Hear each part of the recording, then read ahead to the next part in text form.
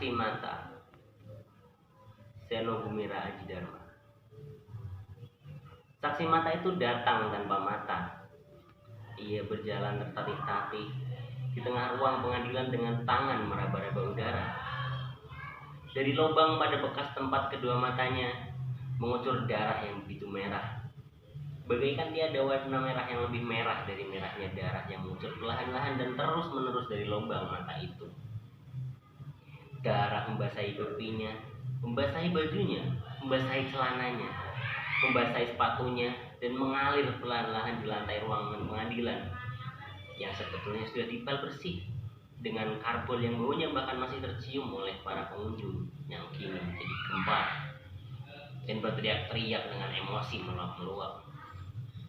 Sementara para wartawan yang selalu menanggapi peristiwa menggemarkan dengan penuh gairah, segera memotret saksi mata itu dari segala sudut sampai menuding-nuding sehingga lampu kilat yang berkeredap membuat suasana makin panas. Wih, terlalu sadis. Ejan, Bapak Hakim yang mulia yang segera tersadar mengetukkan palunya. Dengan sisa wibawa yang masih ada, ia mencoba menenangkan keadaan. Tenang saudara-saudara, siapa yang mengganggu jalannya pengadilan akan saya usir keluar ruangan. Syukurlah para hadirin bisa ditenangkan. Mereka juga ingin segera tahu apa yang sebenarnya telah terjadi. Saudara saksi mata, saya Pak. Di manakah mata saudara? Diambil orang Pak. Diambil? Saya Pak. Maksudnya dioperasi? Bukan Pak. Diambil pakai sendok. Hah? Pakai sendok? Kenapa? Saya tidak tahu kenapa Pak. Tapi katanya mau dibikin tengkleng. Dibikin tengkleng? Terlalu. Siapa yang bilang? Yang mengambil mata saya Pak. Tentu saja bego. Maksud saya, siapa yang mengambil mata saudara pakai sendok? Dia tidak bilang siapa namanya Pak. Saudara tidak tanya, bego. Tidak Pak. Dengar baik-baik ya, bego. Maksud saya, seperti apa rupa orang itu? Sebelum mata saudara diambil dengan sendok yang katanya untuk dibuat tengkleng atau campuran sop kambing barangkali, mata saudara masih ada di tempatnya kan? Saya Pak. Jadi saudara melihat seperti apa orangnya kan? Saya Pak. Coba ceritakan apa yang dilihat mata saudara yang sekarang mungkin sudah dimakan penggemar tengkleng itu.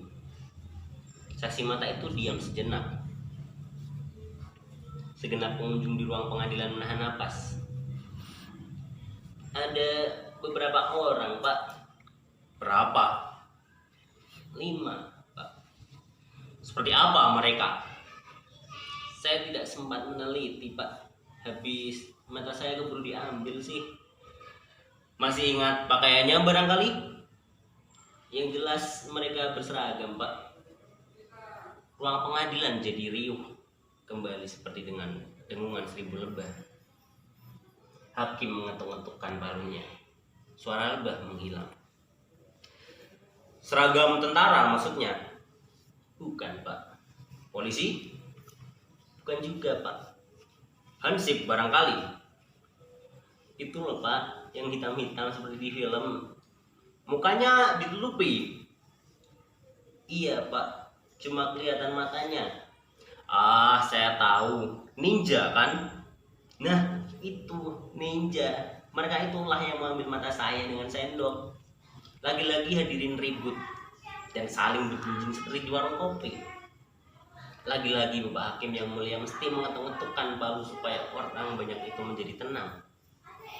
Darah menetes-netes perlahan-lahan, tapi terus-menerus dari lubang hitam bekas mata saksi. Mata yang berdiri seperti patung di ruang pengadilan. Darah mengalir di pintu ruang pengadilan yang sudah dipel dengan karbol. Darah mengalir memenuhi ruang pengadilan sampai luber melewati pintu, menuruni tangga sampai ke halaman. Tapi orang-orang tidak melihatnya. Saudari saksi mata, Saudara saksi mata, saya Pak. Ngomong-ngomong, kenapa saudara diam saja ketika mata saudara diambil dengan sendok? Mereka berlima Pak. Saudara kan bisa berteriak-teriak atau melempar barang apa saja di dekat saudara, atau ngapain kek supaya tetangga mendengar dan menolong saudara. Rumah saudara kan di gang kumuh. Orang berbisik di sebelah rumah saja kedengeran. Tapi kenapa saudara diam saja? Habis terjadinya dalam mimpi sih Pak. Orang-orang tertawa. Hakim mengetuk lagi dengan marah. Coba tenang sedikit. Ini ruang pengadilan, bukan Sri Mulat. Ruang pengadilan itu terasa sumpek. Orang-orang berkeringat, namun mereka tak mau beranjak. Darah di halaman mengalir sampai ke tempat parkir. Hakim meneruskan pertanyaannya. Saudara saksi mata, saudara tadi mengatakan terjadi dalam mimpi. Apakah maksud saudara kejadiannya begini cepat seperti dalam mimpi? Bukan Pak, bukan seperti mimpi, tapi memang terjadinya dalam mimpi. Itu sebabnya saya diam saja ketika mereka mau menyendok mata saya. Saudara serius, jangan main-main ya. Nanti saudara harus mengucapkannya di bawah sumpah. Sungguh mati saya serius Pak. Saya diam saja karena saya pikir toh terjadinya cuma dalam mimpi ini. Saya malah ketawa-ketawa waktu mereka bilang mau dibikin tengkleng. Jadi menurut saudara saksi mata, segenap pengambilan mata itu hanya terjadi dalam mimpi. Bukan hanya menurut saya Pak, memang terjadinya di dalam mimpi. Saudara kan bisa saja gila. Loh, ini bisa dibuktikan Pak. Banyak saksi mata yang tahu kalau sepanjang malam saya cuma tidur Pak. Dan selama tidur tidak ada orang yang mengganggu saya Pak. Jadi terjadinya pasti di dalam mimpi ya saya Pak. Tapi waktu terbangun mata saudara sudah tidak ada. Betul Pak, itu yang saya bingung. Kejadiannya di dalam mimpi, waktu bangun kok ternyata betul-betul ya. Hakim menggeleng-geleng kepala, tidak bisa mengerti. Absurd, gumamnya. Darah yang mengalir telah sampai ke jalan raya. Apakah saksi mata yang sudah tidak punya mata lagi masih bisa bersaksi? Tentu masih bisa, pikir Bapak Hakim yang mulia. Bukankah ingatannya tidak ikut terbawa mimpi oleh matanya? Saudara saksi mata, saya Pak. Apakah saudara masih bisa bersaksi? Saya siap Pak. Itu sebabnya saya datang ke pengadilan ini lebih dulu ketimbang ke dokter mata Pak. Saudara saksi mata masih ingat semua kejadian meskipun sudah tidak bermata lagi? Saya Pak. Saudara masih ingat bagaimana pembantaian itu terjadi? Saya Pak.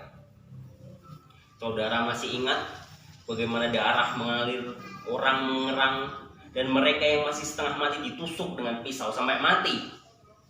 Saya Pak.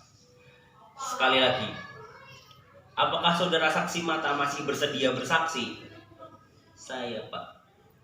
Kenapa? Demi keadilan dan kebenaran Pak. Ruang pengadilan menjadi gemuruh. Semua orang bertepuk tangan, termasuk jaksa dan pembela. Banyak yang bersorak-sorak. Beberapa orang mulai meneriakan yel. Bapak Hakim yang mulia segera mengetuk palu wasetnya. Hus, jangan kampanye di sini. Ia berkata dengan tegas. Sidang hari ini ditunda. Dimulai lagi besok. Untuk mendengar kesaksian saudara saksi mata yang sudah tidak punya mata lagi. Dengan sisa semangat, sekali lagi ia ketukkan palu. Namun palu itu patah. Orang-orang tertawa. Para wartawan yang terpaksa menulis berita kecil karena tidak kuasa menulis berita besar, cepat-cepat memotretnya. Bapak Hakim yang mulia diabadikan sedang memegang palu yang patah. Dalam perjalanan pulang, Bapak Hakim yang mulia berkata pada sopirnya, bayangkan betapa seseorang harus kehilangan kedua matanya demi keadilan dan kebenaran. Tidakkah aku sebagai hamba hukum mestinya berkorban yang lebih besar lagi? Sopir itu ingin menjawab dengan sesuatu yang menghilangkan rasa bersalah. Semacam kalimat, keadilan tidak buta. Namun Bapak Hakim yang mulia telah tertidur dalam kemacetan jalan yang menjengkelkan. Darah masih mengalir perlahan, tapi terus-menerus sepanjang jalan raya sampai kota itu banjir darah.